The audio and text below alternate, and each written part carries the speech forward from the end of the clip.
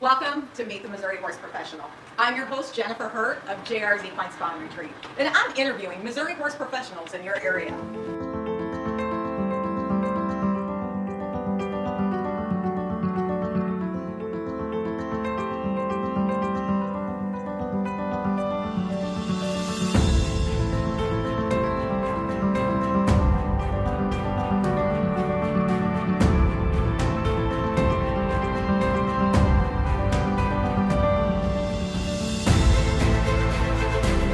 So come join me in meeting this week's talented Missouri horse professional.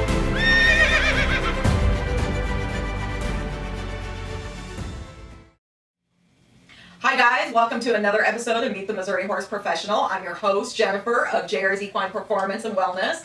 And today's interview, this is part two. If you haven't seen part one, go to last week's video selection and watch part one. It'll probably make more sense with what you're hearing in part two. Anyway, so my guest is Roni Spresser with Kairos. Yep. You guys, I have such a hard time with that. Kairos Healing and Quantum Wellness. So anyway, we're going to go ahead and continue the interview. And again, this is part two. So if you have not seen part one, catch part one. Okay, let's go ahead and continue. Okay.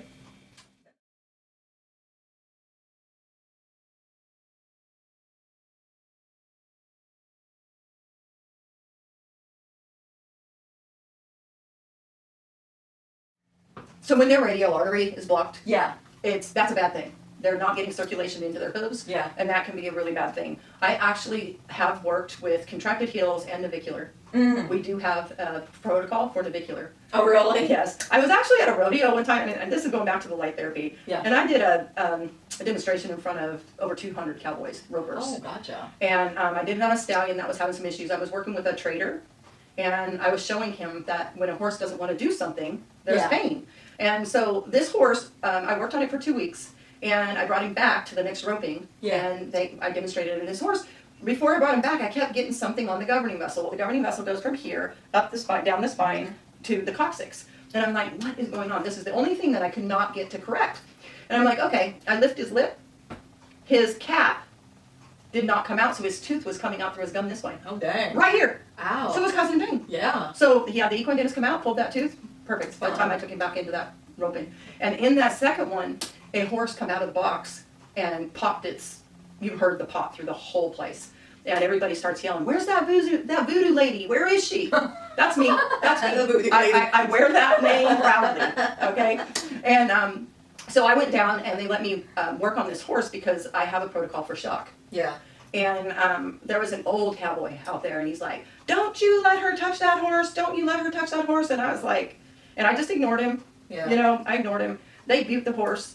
You know, we all know butte doesn't work right away. Right. They were able to walk this horse out of the arena onto the trailer without the horse going down or anything else. I got a call from that cowboy the next day with an apology. Oh, wow. And he asked me to come out and work Nice. on his horse who had navicular. Nice. So, Nice. red light, navicular. Yeah. So I'm going to go back to emotion code body code. Okay. So I'm releasing imbalances from my horse. Yeah. And it wasn't, when I release imbalances, I just ask, like, what can I release for her greatest good? Yeah.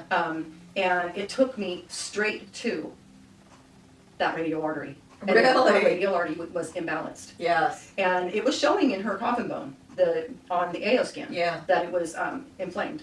And so I used red light. Yeah. So I reset the imbalance. So I reset the radial artery. And then energetically. So, Yeah. and then I used red light, and everything's showing good now. Yeah. So, you know, we can do so much, and we just have to, we can't be afraid to use these modalities. Right. We cannot be afraid to use these modalities. Right. And sometimes it's good to reach for them first while you call the vet, Yeah. you know, because by the time the vet gets there, you might not need the vet. Right. But at least you put the call in. Right. I've always put a call in. Yeah. Yeah. You know, yeah. You know, one thing I want to touch on the emotional, and I can't remember which, it's a European horse trainer, a very famous, probably extremely high level dressage trainer. I can't remember his name, a master. But he had made the comment, he started paying attention to his horse's emotions. I don't know if he just got more in tune and learned how to communicate with them. And I'm not talking communicate through the body, I'm talking communicate with the mind. And the reason is and it was one of his students' horses, and this horse just wasn't doing these moves like he should. And so he started working with the horse. And what the horse, he had to retrain that. Basically, what he had said is this horse was being told by prior trainers, prior riders, you're stupid. Why aren't you getting this? You're so dumb. This is so easy and you're not getting it. And the horse picked it up. Mm-hmm. And the horse stored that energy. So the horse was like, well, I'm not going to get this. You know, I'm stupid and stuff. And so when he started working with this horse, you know, he had to communicate to the horse while training it, which went slower. No, you're not stupid. You know, you're very bright. You can get this. But I had to work on his self-esteem. And I know there's some people who are going to be watching this video going, there's a couple of quacko women who are talking about emotional status. But you guys, if you open yourself up to this, it can take you to a whole new level relationship with your horse. And, you know, there's actually a course out there that I started doing, and I've got so many courses I'm involved with. Yeah. I just love learning. Me too. Yeah, I'm just like, I've got like, I don't know, over 200 books sitting in my living room for me to read because it's just, oh my God, I want to read that, you know, and just learning, and it's all on therapies on horses. But, you know, if you quiet your mind, you can quiet horses' minds. They will feel safe around you, and they will give you more. And I know we live in a society where it's train, let's show, let's get out there and compete. And hey, I'm all for that, guys. I'm in that world too. I like that world. But I also want a partner to do that with. Yes. And, you know, I don't want to force the horse to do this. I want the horse to want to do it with me, because then it's going to be 100 times better. It's going to be so much more beautiful. But anyway, I had to get off on little. No, I think that's a great place to go, because I want to address the humans, because we often and I just read the other day. Okay, so this is a subject I've wanted to speak on for many years, and I just couldn't do it. I was afraid to public speak. I was afraid of what putting people off with what I have to say, and I think there's so many of us who are like that. Now the older I get, I'm like. Well, but I've been on this healing journey. Yeah, the healing changes you. It does. Yeah. And it's emotion code and body code, and then I have a new one, and it's called holographic manipulation therapy, and that is off the charts. Wow. And so, yes, wow. It takes the emotion code and body code to a next level. Wow. You can't do it on animals because you do have to be talking to the person. Oh, gotcha. So it is for humans. Yeah. But I think that we really need to look deep inside ourselves as a writer. Yes. And as a horse owner, 100%. Because if we really sat down and looked at our upbringing, what may have happened in our life, that's exactly, even though you might not have memories of something happening, when I do emotion code and body code, those memories come up in trapped emotions in the body. So if you are having pain in your body, and I'm going to speak right out here right there to these people, you bet. If you are having pain in your body, you more likely than not have a trapped emotion. And especially if you have gone doctor to chiropractor, whatever you have done, and you still have that pain, 9 times out of 10 it is a trapped emotion. Trapped emotions cause disease, or what I call dis-ease. Exactly. And in the body. So trapped emotions trap as a ball of energy in our weakest points in our body. It could be our immune system, therefore we have autoimmune disorders. Yeah. It could be a back. Which is really gone rampant. Right. And I think the whole world's been forced with a lot of crap in the last, especially last 3-4 years. So. Yes. Yeah. And I work on a lot of people that they've trapped a lot of stuff since 2020. Yeah. If you will. Yeah. Okay. Exactly. And so even for myself, or I can use a gentleman had a problem with his hand, one of his fingers, works construction, had a bad back problem as well, and I know this person very well. And I asked him, I said, will you let me work on you? I'm getting my certification. Yeah. Whatever, you're just doing another thing. And I'm like, okay, whatever, you know. Well, will you let me work on you? That's what I need to know. And he gave me permission. Cool. So I started releasing his heart wall. So we all have a heart wall. Yeah. Huge, guys. Horses have a heart wall. Yeah. Okay? Horses have a heart wall, meaning they're not going to let us in. Yeah. I've seen some horses. I've had some horses come through here like that. It's huge. Yeah. Humans have a heart wall. Every human has a heart wall.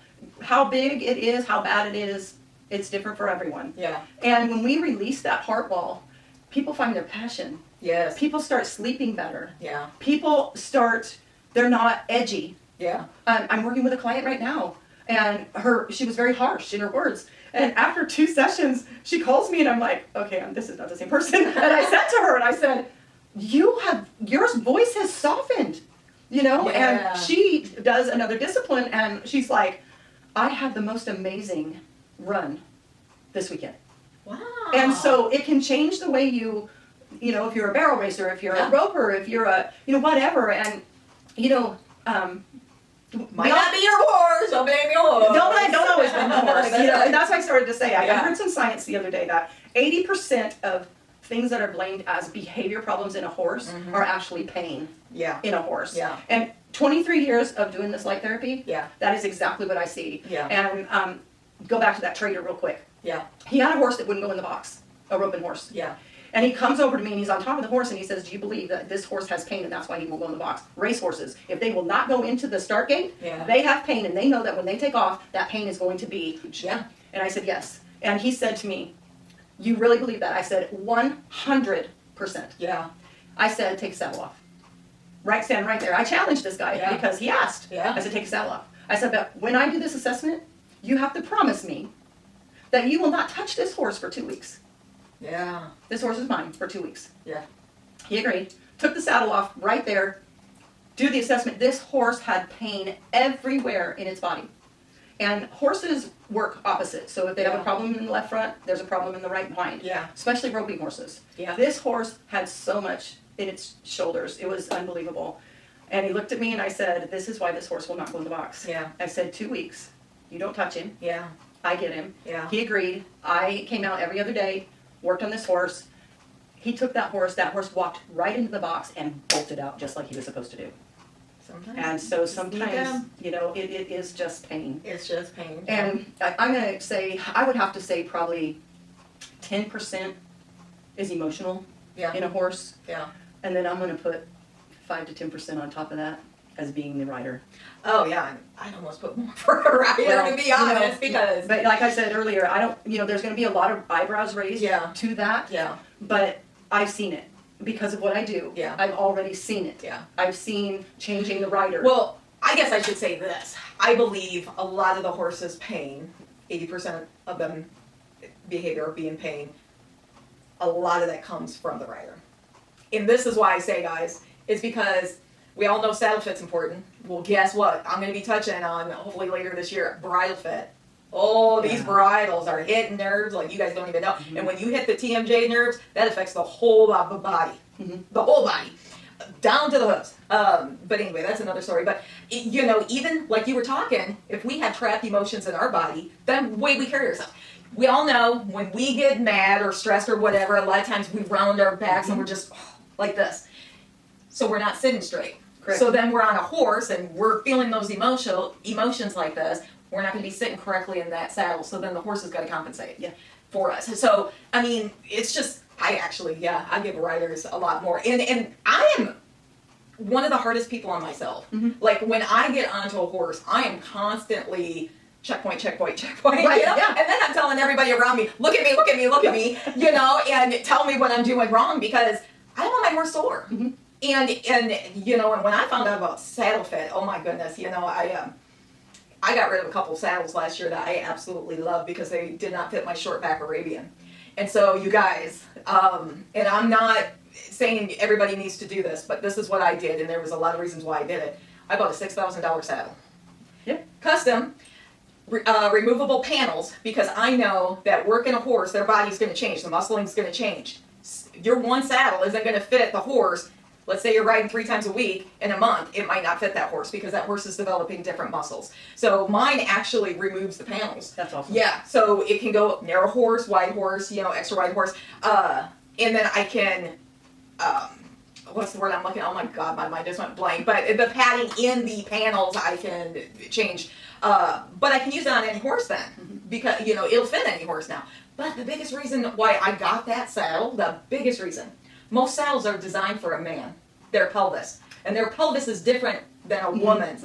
And so my saddle, actually, the top comes off and there's an insert you can put in for a woman, and there's an insert you can put in for a man. Wow. Okay? So when I had mine made, and they make them custom made, so I had to wait 4 months for it, and they shipped this saddle to me, And then they come out and they fit it to your horse and make sure it fits you right and stuff like that. Oh, plus the stirrups actually, you know, like you could slide the whole stirrup.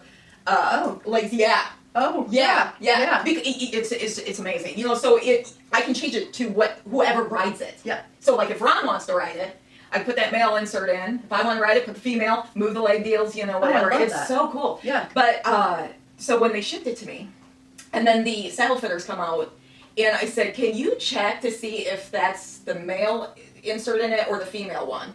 And because I didn't know which was which. And I had sat in that saddle a lot of times. I didn't sit in on the horse. You know, I didn't want to do that till they had fit it properly to her. Because if you ride in an ill-fitted saddle in 3 rides, you just totally screwed your horse's body, compensation patterns, totally, you know. Yeah. So anyway, it was the man's that they had shipped it in. And so she put the females in, and I sat in it night and day. Like, I didn't have to, you know, some saddles you got to constantly make yourself sit up or move your legs in the correct position. No. This saddle had fit me, put me automatically. So saddle fit is a big, huge thing. And of course, I think we all know that, but we don't know it. I know it, but we don't know it, you know? And that's another one where, like you were talking, there's so many people are going to be like, whatever, you know, kind of deal. Because I've had so many people come in. Before even laying my hands on their horse, I'm like, it's saddle fit. I can tell you right now, it's going to be saddle fit. And they say, well, I can't afford another saddle. And you know what, guys? I get it. I've been there. Yeah. I've been there. You know, when I first bought my own horse as an adult, now I grew up with horses all my life, but my very first horse as an adult, and of course, you're strapped for money when you're young, you know, and so I think I probably bought like a $300-400 saddle, thinking it, you know, it was used, you know, but it's great. Yeah. I apologize to all the old horses I have owned in the past. Please forgive me for my ignorance. Okay, now that we've touched on some of the therapies, let's go ahead and touch on some of the, you want to start speaking to people, right? I do. Okay. I do. And I wanted to speak on this subject since I started doing the targeted light therapy. Yeah. And I, you know, honestly, I probably could go back since I was a kid. I did not grow up with horses. Gotcha. I got my first horse when I was 32 years old. Oh, gotcha. And so, but it was a lifelong, I've wanted them since I was a child. And I had a very big connection to them. Matter of fact, so I've seen a lot of things over the years with behaviors, and I said this before, 80% of a horse's behaviors is pain. And I really, really, really want to start speaking about that. Mm-hmm. And maybe if I can speak about it and change 10% of horse enthusiasts' minds about a horse, I think we can change a lot of things, and that will have a ripple effect. Oh, for real. If I can change 5% or 10%, those 10% are going to affect 10%. And we'll have a ripple effect of changing the way people think, just like this gentleman in Canada is trying to change the way people just automatically, if a horse has a what people would think of as a life or death injury, maybe it's not a life or death injury. I mean, that horse, the EPM horse, that it was goner. And it was not a goner, because I don't say no. I mean, way back in the day when I first started with light therapy, I had someone come up to me and they said, our brother had a stroke. Have you ever worked with a stroke victim? I said, no. What do you think would help? I said, I don't say no. And in my book, I was just starting, so I was still using the book, opening up the book, you know, following the book. And they drove me an hour and a half from our home to work on this man in a nursing home. He was completely paralyzed on the right side, trach, feeding tube, and was told he would be a vegetable for the rest of his life. Wow. And I didn't know. I had no idea what was going to happen, but let me tell you something. When the brain is stimulated properly and the body is stimulated properly, God made us some amazing beings. Yeah, he did. Amazing beings. And so I worked on this man for 4 weeks, 8 sessions, okay? He could not communicate when I got there. I stimulated his points with the family. The family was helping me. And we came back 2 days later and we were a little late, and this therapist come running out of the building. You're not going to believe what so-and-so's doing. I'm like, what? Because he was completely paralyzed on the right side. And she said, he's lifting his leg from the hip, he can flex his toes, and he has feelings from his toes to his knees. And this is what you're targeted like? Yes. Wow, that's awesome. No training. All I did was open the book. And, you know, he was paralyzed in his hand, so I treated hand point, or stimulated hand points. So you'll want to, stimulated hand points. I stimulated elbow points. He couldn't swallow. I just, whatever in the book I could find that had to do with because with targeted light therapy, you don't treat what it is, you treat where it's at. Yeah. Let's rephrase that. Take that Okay. out. We stimulate where it is, not what it is.